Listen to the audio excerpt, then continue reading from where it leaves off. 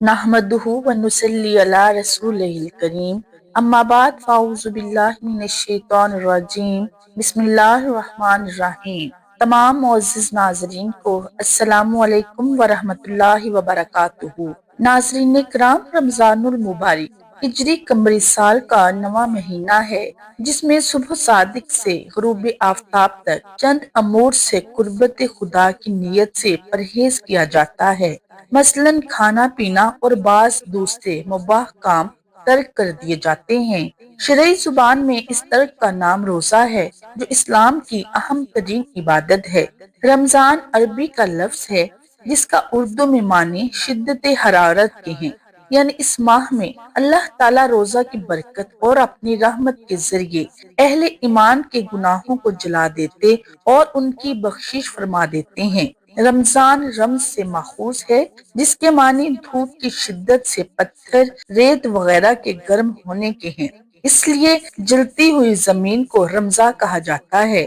اور جب پہلی دفعہ روزے واجب ہوئے تو ماہ رمضان المبارک کی رمضان سخت گرمیوں کے ایام میں پڑا تھا۔ جب روزوں کی وجہ سے گرمیوں کا احساس بڑھا تو اس مہینے کا نام رمضان پڑ گیا۔ رمضان المبارک ہمارے لیے اللہ تعالیٰ کا خصوصی انعام ہے۔ یہ مہینہ نزول قرآن کا مہینہ ہے، اللہ تعالیٰ کی خاص رحمتوں اور برکتوں کا نزول، فراخی رزق، ایک دوسرے کی خیر خواہی اور جنت میں داخل ہونے کے لیے اور جہنم سے نجات حاصل کرنے کی جانے والی کاوشوں کا مہینہ ہے۔ آخری کتاب شریعت کے نزول کے ساتھ ہی اس ماہ میں حضور اکرم صلی اللہ علیہ وسلم کو نبوت کی بشارت دی گئی۔ یہ مقدس مہینہ اپنے اندر بے پناہ محاسن و فضائل سمیٹے ہوئے ہے، جیسا کہ قیام اللیل، اجتماعیت، تلاوت قرآن، دعا، انفاق فی سبیل اللہ، لیلۃ القدر اور اعتکاف، جن کو پا کر انسان بے پناہ ثمرات حاصل کر سکتا ہے۔ رمضان المبارک کی آمد ہے، گویا یہ مہینہ نیکیوں اور اطاعت کے لیے موسم بہار کی طرح ہے۔ اس لیے رمضان المبارک سال بھر کے اسلامی مہینوں میں سب سے زیادہ عظمتوں، فضیلتوں اور برکتوں والا مہینہ ہے۔ رمضان کا روزہ فرض اور تراویح نفل ہے۔ اس ماہ میں اللہ تعالیٰ اہل ایمان کو اپنی رضا، محبت و عطا، اپنی ضمانت و الفت اور اپنے انوارات سے نوازتا ہے۔ اس مہینے میں ہر نیک عمل کا اجر و ثواب کئی گنا بڑھا دیا جاتا ہے۔ جب ایمان اور احتساب کی شرط کے ساتھ روزہ رکھا جاتا ہے تو اس کی برکت سے پچھلی زندگی کے تمام صغیرہ گناہ معاف ہو جاتے ہیں۔ اس ماہ میں ایک نیکی فرض کے برابر اور فرض 70 فرائض کے برابر ہو جاتا ہے۔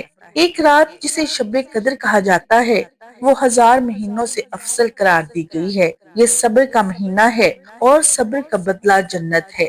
یہ ہمدردی اور خیر خواہی کا مہینہ ہے، اس میں مومن کا رزق بڑھا دیا جاتا ہے۔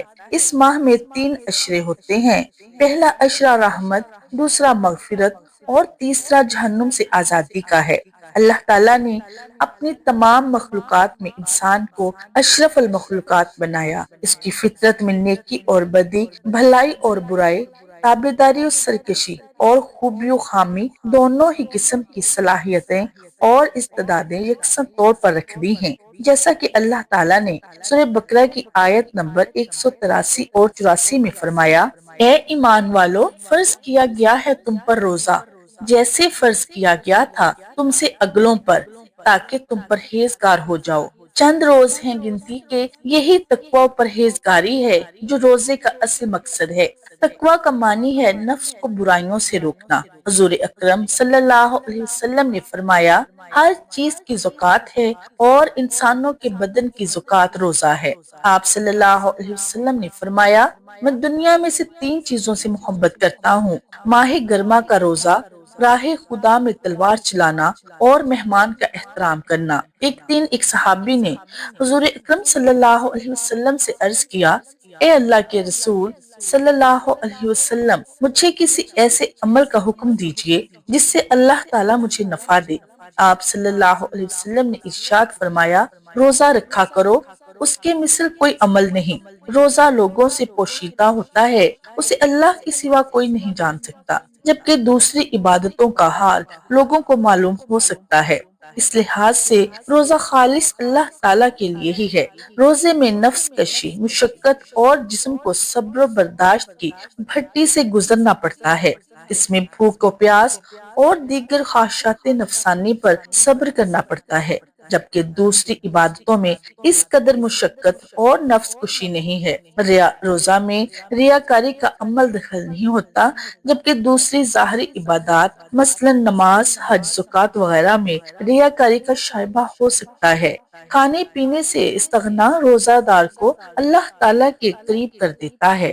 روزہ کے ثواب کا علم اللہ تعالیٰ کے سوا کسی کو نہیں، جبکہ باقی عبادات کے ثواب کو اللہ تعالیٰ نے مخلوق پر ظاہر کر دیا ہے۔ روزہ ایسی عبادت ہے جسے اللہ کے سوا کوئی نہیں جان سکتا، حتیٰ کہ فرشتے بھی معلوم نہیں کر سکتے۔ جزا صبر کی کوئی حد نہیں ہے، اس لیے رمضان کے روزوں کی جزا کو بے حد قرار دیتے ہوئے اللہ تعالیٰ نے اس کو اپنی طرف منسوب کیا کہ اس کی جزا میں ہوں۔ حضور اکرم صلی اللہ علیہ وسلم چند باتوں کا اہتمام کیا کرتے تھے اور امت کو بھی ان کی تعلیم اور تلقین فرماتے تھے۔ آپ شعبان کی تاریخوں کی جس قدر نگہداشت فرماتے تھے، اتنا دوسرے مہینوں کی نہیں فرماتے تھے۔ آپ صلی اللہ علیہ وسلم نے ارشاد فرمایا، رمضان کی خاطر شعبان کے چاند کا اہتمام کیا کرو۔ آپ صلی اللہ علیہ وسلم نے سحری کھانے کا حکم فرمایا، سحری کھایا کرو کیونکہ سحری کھانے میں برکت ہے، اور فرمایا ہمارے اور اہل کتاب کے روزے کے درمیان سحری کھانے کا فرق ہے، یعنی اہل کتاب کو سو جانے کے بعد کھانا پینا ممنوع تھا۔ آپ صلی اللہ علیہ وسلم نے ارشاد فرمایا کہ لوگ ہمیشہ خیر پر رہیں گے جب تک کہ غروب آفتاب کے بعد افطار میں جلدی کرتے رہیں گے۔ رمضان میں ذکر کرنے والا بخشا جاتا ہے اور اس ماہ میں مانگنے والا بے مراد نہیں رہتا۔ روزہ دار کی روزانہ ایک دعا قبول ہوتی ہے۔ رمضان میں روزانہ بہت سے لوگ دوزخ سے آزاد ہو جاتے ہیں۔ حضور اکرم صلی اللہ علیہ وسلم رمضان کے آخری عشرہ میں خود بھی شب بیدار رہتے اور اپنے گھر والوں کو بھی بیدار رکھتے۔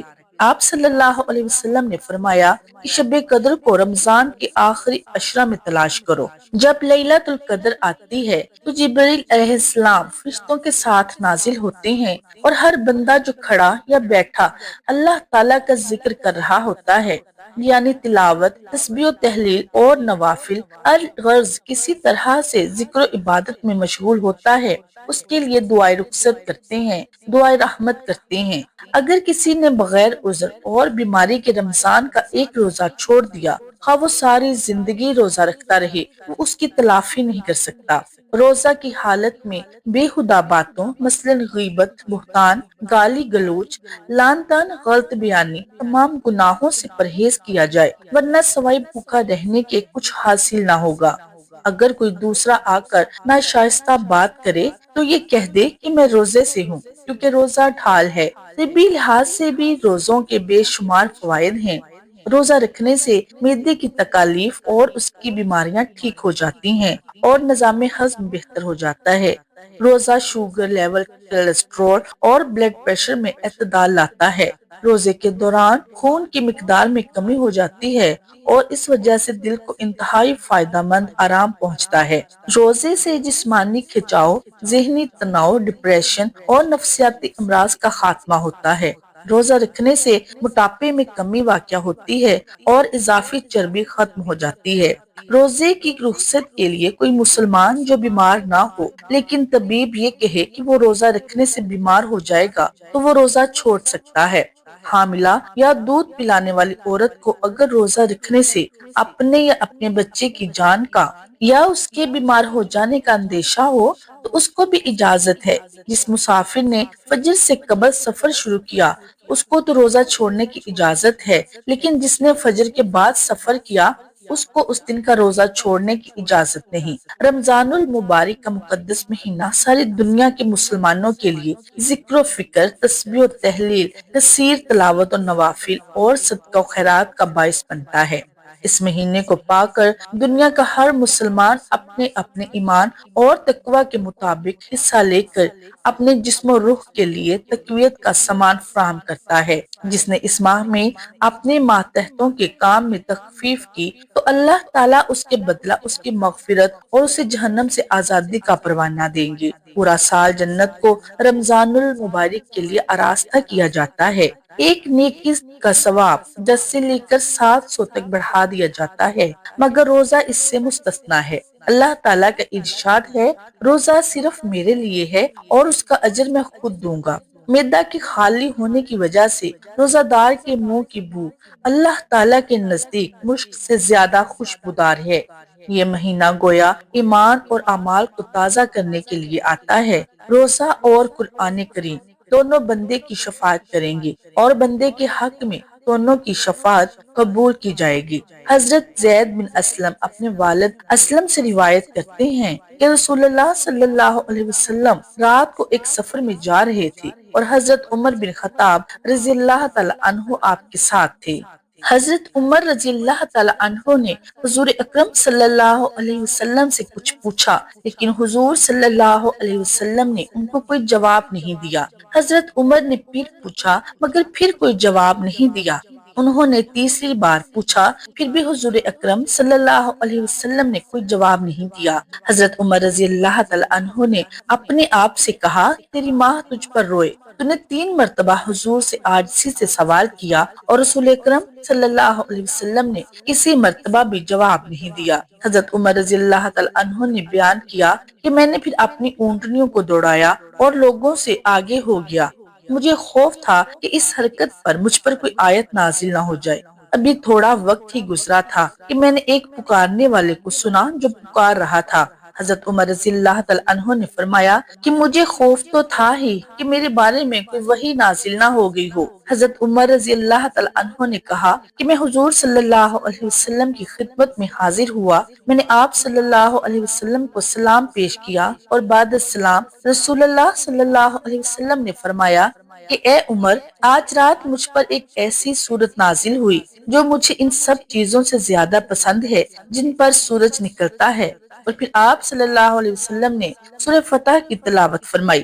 بے شک اس سورہ کے بے شمار فضائل و برکات ہیں اور قرآن کا حرف حرف سچ پر مبنی ہے۔ تو ناظرین کرام، آج ہم آپ کے ساتھ سورہ فتح کا ہی وظیفہ شیئر کرنے جا رہے ہیں۔ اور ویسے بھی رمضان کی آمد ہے، تو جس وقت رمضان المبارک کا چاند دیکھا جائے یا چاند نظر آ جانے کی خبر مل جائے تو اس وقت 3 مرتبہ سورہ فتح پڑھنے سے تمام سال رزق میں فراخی ہوتی ہے اور رزق کی کمی نہیں ہوتی۔ سورہ فتح کی فضیلت کے بارے میں آیا ہے کہ جو شخص اس سورت کی تلاوت کرے وہ اس شخص کی مانند ہے جس نے پیغمبر اکرم صلی اللہ علیہ وسلم کے ساتھ فتح مکہ میں شرکت کی ہو اور بیعت شجرہ میں آپ کی بیعت کی ہو۔ اللہ پاک اس ماہ رمضان کو ہمارے لیے خیر و بھلائی کا مہینہ بنا دے اور ہمیں زیادہ سے زیادہ عبادات اور نیک اعمال کرنے کی توفیق عطا فرمائے، آمین ثم آمین۔ ناظرین، آخر میں آپ سے گزارش ہے کہ اگر آپ نے ہمارے چینل کو سبسکرائب نہیں کیا